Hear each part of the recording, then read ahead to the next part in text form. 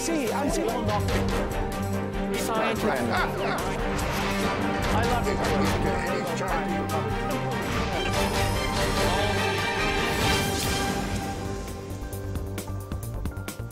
Hello and welcome to CrossTalk, where all things are considered. I'm Peter Lavelle. Russia and the United States, are these two countries destined to be enemies? Well, if you ask the U.S. Congress, the answer appears to be yes. Why do so many in Washington want Russia to be an enemy? Is this all about Ukraine, or does it go much deeper?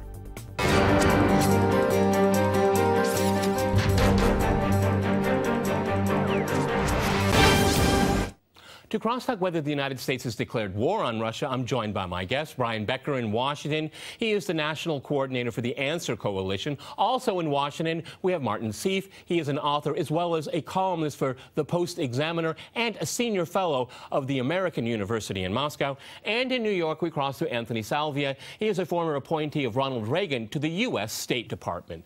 All right, gentlemen, CrossTalk rules. In fact, that means you can jump in anytime you want, and I very much encourage it. Brian, if I go to you first, looking at Resolution 758, it does look like there's some form of declaration of war against Russia. And the reason why I want to do this program is, so what do they want to do next? Do we need to go to war? Because it seems like policymakers in Washington have just gone right up to the brink, and they don't give themselves much room now. Go ahead, Brian. The resolution 758 in the House of Representatives is what's called a simple resolution, meaning it cannot become law unless it has a companion piece in the Senate, the other body, the other chamber of the U.S. Congress, and then would have to be signed into law by the President of the United States. So we should at least see in its form that it's a declaration, a statement, one that's made very routinely by the House of Representatives, where they can sound off and vent on anything without having to take any executive responsibility for implementation. And this, of course, is that. It's a statement, not a policy. But it has to be viewed in the context of what's going on in Washington. There is a piece of legislation, the so-called Russian Aggression Prevention Act in the Senate, which could conceivably morph into a companion piece of legislation. And the content of the statement of Resolution 758 is one of pure aggression, because it labels Russia as an aggressor, meaning the United States must be able to respond, and it gives the president, if it were to ever be implemented, authorization to go to war against Russia. It also calls for undermining the Russian government by promoting an alternative and opposition media and alternative and opposition groups within Russia. It is, in essence, a resolution promoting regime change. And in the House of Representatives, in the Senate, we have looked at the past 20 years where we can see in Iraq, in Libya, in Syria, there have been these kind of resolutions that become a precursor to actual policy. So I think we should see it as part of a rising chorus of really is the military-industrial complex, which benefits, makes a lot of money when there's increased tension, but the neoconservative lobby that's had the dominant voice, not just in the Bush administration, but also in the Obama administration when it comes to Russia policy. Okay, Tony, in New York, so, I mean, considering what Brian just said, there are plenty of people that just love to go to war with Russia. How do you feel about that, and is that a rational policy? Well, I think we have to be clear, as Brian was suggesting, this is a non-binding resolution. This is not a declaration of any intent to have hostilities break out between the two countries. I don't think Washington is there. I don't think they want to have hostilities break out. I think there is a kind of low-key war, kind of information war, certainly, that's going on against Russia. There's an economic war that's being conducted against Russia in the form of sanctions. And I think that what this resolution does is Washington is and it's sort of official Washington is indicating where it's been all along, but more officially now, in the sense that, since the end of the Cold War, the U.S. has been offering Russia basically two options: either go along with our strategic priorities or be treated as an adversary. And that was visible in the NATO expansion right up to Russia's borders. That was visible in going after a lot of Russia's friends and clients, countries like Iraq and Syria and Libya and Serbia and all of that. This is all part. And then of course the ultimate thing was our role in the overthrow of Yanukovych in Ukraine. So yeah, I mean, this is indicative of a long-standing Washington attitude. Okay, Martin, so I guess we know Russia has a lot to worry about because there's a long history of regime change since the end of the Cold War in Europe and around the world here. But at the same time, again, is the intent here, what Tony just said is absolutely right. Either go our way or the highway. This is a fundamental flaw in U.S. foreign policy. Why can't we negotiate? What about diplomacy? That seems to be out the window. But like NATO expansion, anybody can join NATO, but not Russia. This is the difference. And this is where Russia is put on the outside all the time. Go ahead. I agree with you, Peter, and I think both the speakers made excellent points. The key point is the New York point about the conditioning. This is an unbinding resolution. It reminds me of the joke that Sam Goldwyn in Hollywood made about unwritten contracts. They're worth the paper they aren't written on. At one sense, that is true of this resolution. It is a worthless resolution. Congress is used to this. But that makes it, in a way, more dangerous in the long run. It is an outspoken resolution. You could say it's like the subconscious, the id, coming up in Congress. It expresses prejudices towards Russia. It expresses dangerous ignorance on the part of policymakers. For 20 years since the end of the Cold War, 25 years now, American policymakers and pundits have been in a world where they imagine they can do what they want, and they imagine God, democracy, and history are all on their side. So they can bungle disastrously policies like Libya and Iraq. And as far as the policymakers in Washington go, there are no consequences for them. The only consequences are to be accused of being a wimp. Yep, that's absolutely right. But if you're up against... Let me jump in here, because you're right. There's no downside in getting... Sure. There's no downside in getting Russia wrong. There never has been here. I just have to wonder, maybe Victoria Nuland will be promoted in the next administration for destroying Ukraine. But we'll get there when we get there.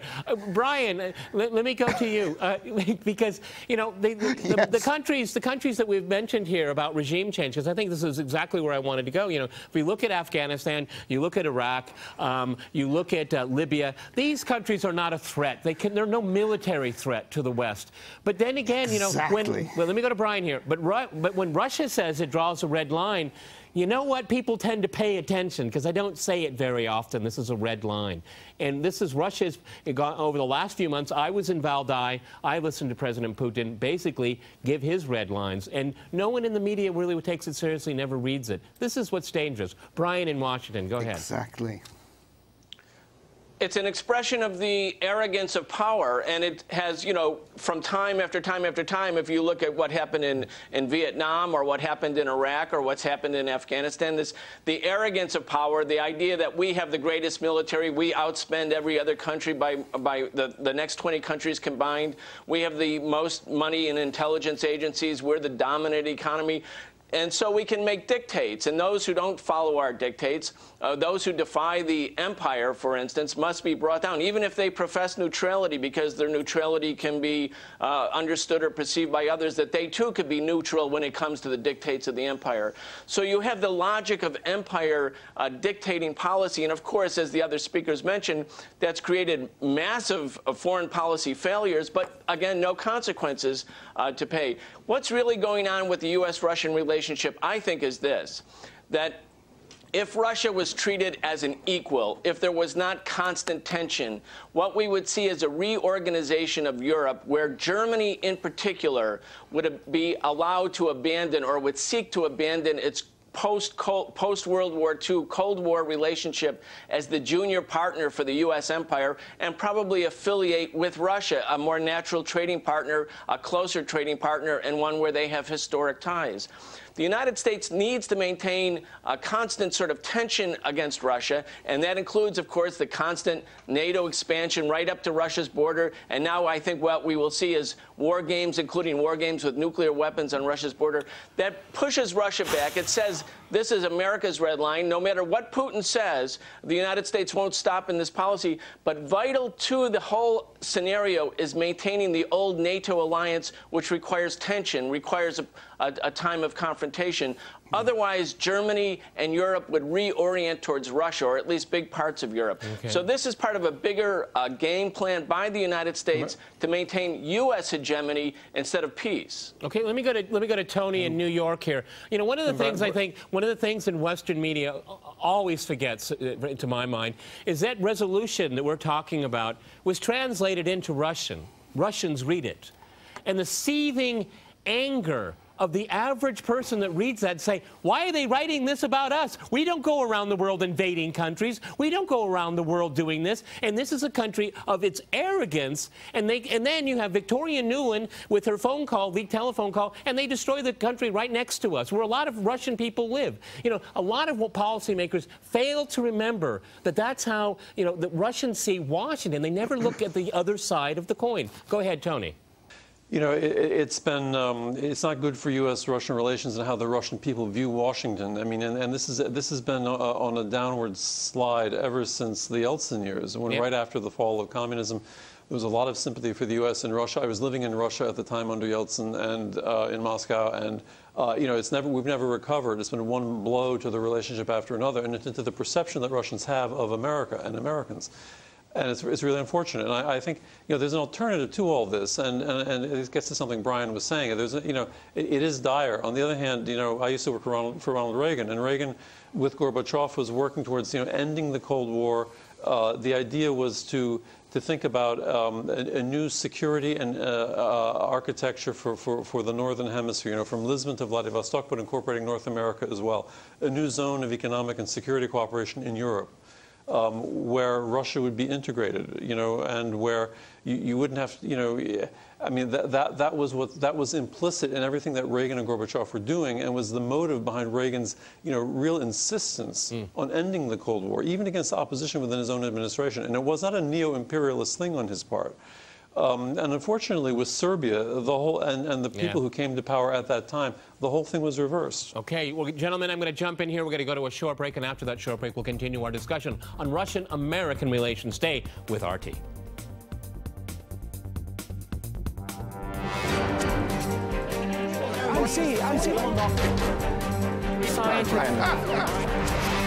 I love it.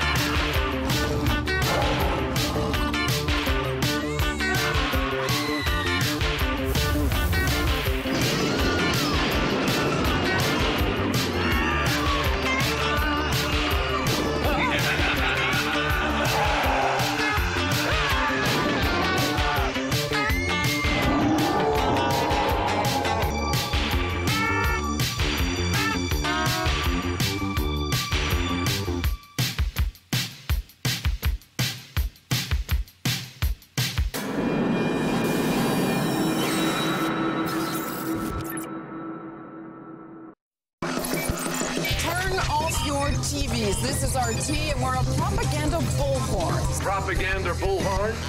That is the state-sponsored Russia Today program? Just words, but that should be enough, right? I don't think I'm going to analyze this further. That is just ridiculous. Non-answer to my question. Uh-oh, Johnny's not happy. Our reporters risk their safety and sometimes their lives all over the world to bring people stories non-propaganda channels don't want you to see. And we cover both sides.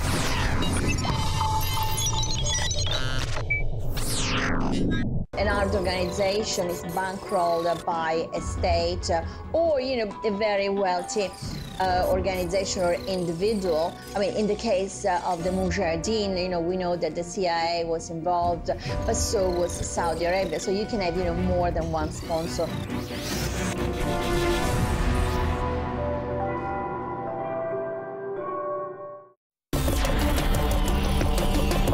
Right from the scene,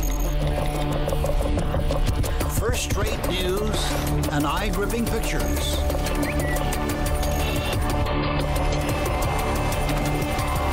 On our reporters' Twitter and Instagram.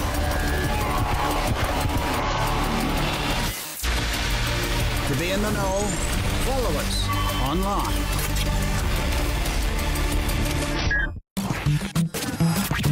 I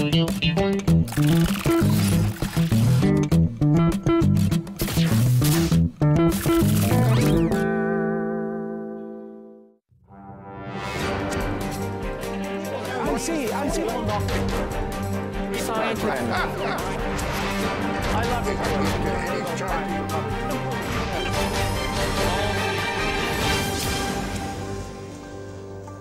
Welcome back to CrossTalk, where all things are considered. I'm Peter LaBelle. To remind you, we're discussing whether the U.S. has declared war on Russia.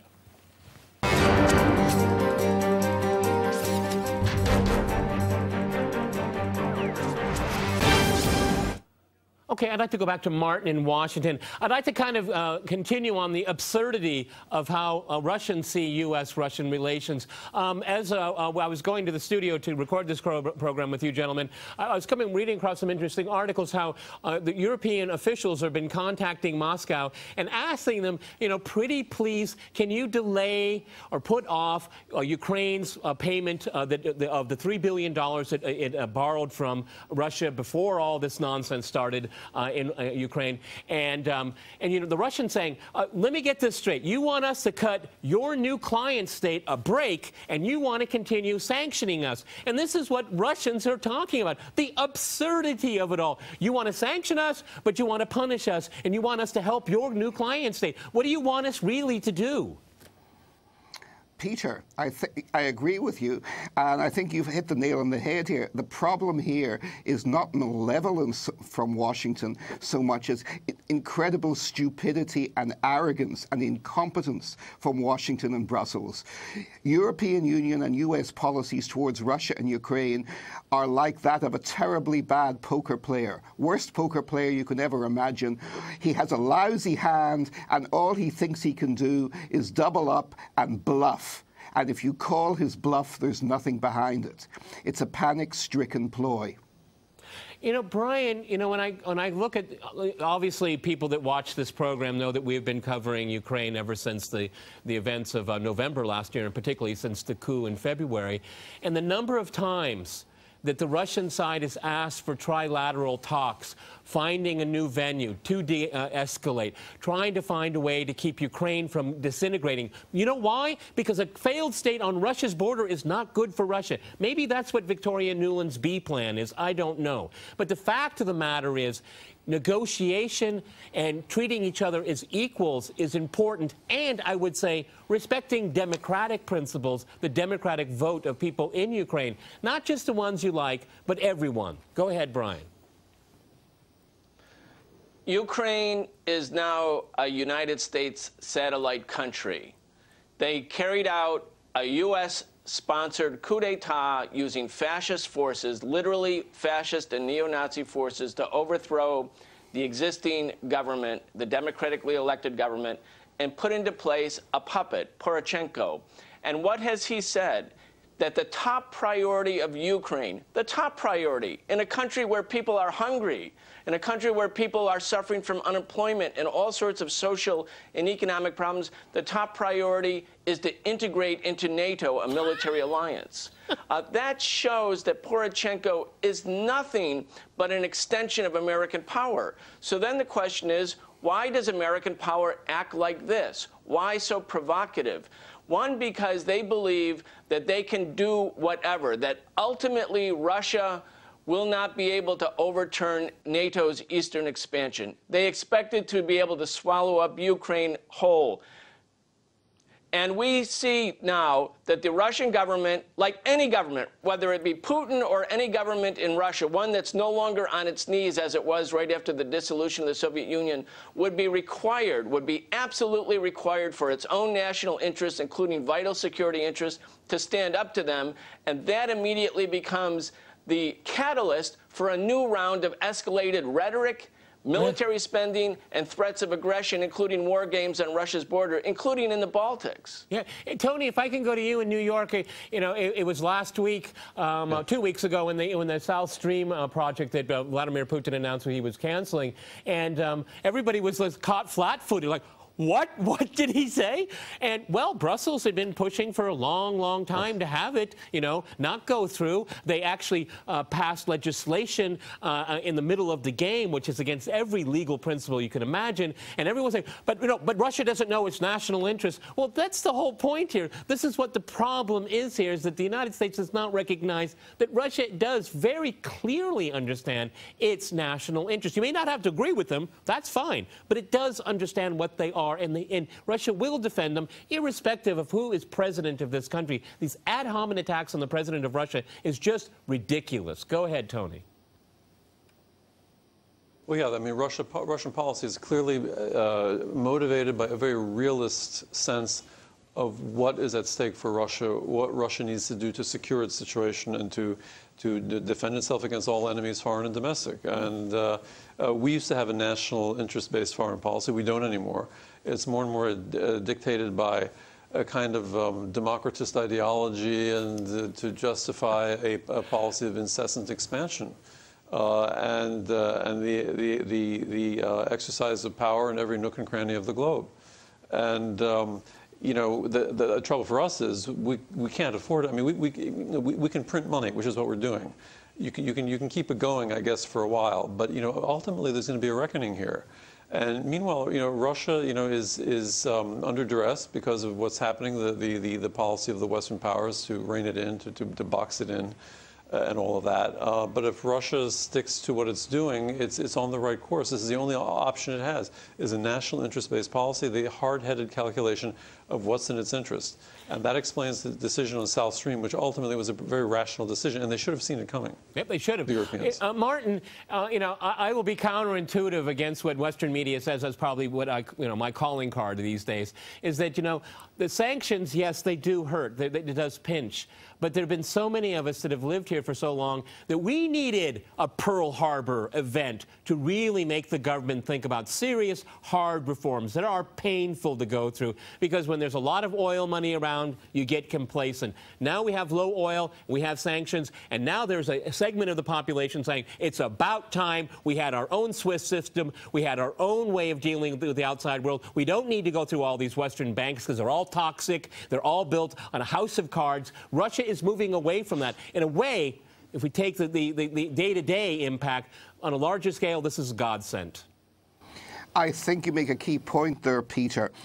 There is a tendency in Brussels and Washington, a huge tendency, to think within the bubble, to imagine that not even Europe, but not even the European Union, but the policymakers in Brussels, New York, and Washington, and London are all that matter in the world. China is rising. India is rising. Asia spends more on building up its armed forces than Europe, including Russia, including all NATO members except for the United States combined. American major corporations have far better business in arms exports to Asia than they do in Europe. The drive to destabilize Europe is not coming from the military-industrial complex. It's not coming from Wall Street. It's not coming from American big business. American business wants good relations with Russia. It's not coming from them. It's coming from this mad drive to democratize the world on purely American lines, on the lines of the American 21st century imagination. Okay. And that's the problem. Okay, well, Brian, the problem is that, democratization is a masquerade for empire. I mean, it's laughable. I'm sure the people in Libya feel... It's a masquerade for something. Well, no, but I'm sure the people of Libya and Iraq and Syria and all these other places feel, they have Thomas Jefferson in their veins. I'm sure they're very happy about how America came and visited them. Go ahead, Brian, because this is ridiculous. Go ahead. Yes, I agree. The democratization thing is nothing more than a ruse. It's a slogan. It has no real vision that the United States is bringing democracy anywhere. I mean, the United States doesn't really care about the form of government in any other part of the world. It cares about whether those governments are either allies or puppets or close friends are willing to do the bidding of the United States, the bidding of the empire. So it's not about democratization. I would take issue with that. And it is about the military-industrial complex. It is about Wall Street. It is about the biggest banks and corporations. And it is about the neoconservatives who are driving and have been driving since the dissolution of the Soviet Union, where they saw, not in the end of the Cold War, but new real estate that could be grabbed up. They saw new places where American military bases could be positioned. At first, for the first year or two, there was a fantasy under Yeltsin when Russia was on its knees that Russia could be pushed around forever. But ultimately, when Russia regained its balance, when it showed that it could resist, then it became targeted. In 1917, when Russia had its revolution, it was invaded by 14 Western countries. It was sanctioned. It was blockaded. It endured all that, and yet it became the second strongest economy in the world during the Soviet period. The Russian people and their allies have a lot of experience with sanctions and blockades because no country had been more blockaded or sanctioned than that, and yet they endured. And I think the big question in Russia will be the political and economic policies that allow Russia to become truly independent, self-reliant, so that they can endure what I believe will be a very long, decades-long assault by the Western countries led by the United States. Well, I can tell you from living here that there's a lot of support. There's a lot of support for just for what we heard from Brian here. Let me go to Tony, because Tony, you lived in Russia. I have to believe at some level you have some kind of affection for the country. How do we move away from this? Well, move away from the Rubicon here, because when you start calling someone another Hitler, this is another Munich, and all, you get to a dead end rhetorically, because then it doesn't inform coherent, rational policy. Where do we go from here, Tony? Well, yeah, that's certainly true. That kind of rhetoric does not help at all. Yeah, I mean, it's a question of dealing with Washington, because what happens in Brussels is ultimately drives from Washington, right? So you have to deal with Washington, deal with these policymakers, reach them with a different vision of Russia, and its potential as a U.S. partner. And when I say partner, I mean real partner. Not just a real partner, not just rhetorically, because in terms of what the U.S. is trying to do in Iran right now, Russia is critical to that. It doesn't make sense to be trying to body slam the Russian economy when you need Russian agreement and help to get the Iranians to come to a reasonable deal, and then to sustain that deal over time, make it work. And we see that across the board in terms of how Russia could be helpful in dealing with South, because Russia borders in every key strategic part of the world, from East Asia to South Asia to Europe. And almost every single international problem should have and could have Russian input. Gentlemen, we've run out of time. Many thanks to my guests in Washington and in New York. And thanks to our viewers for watching us here at RT. See you next time. And remember, CrossTalk rules.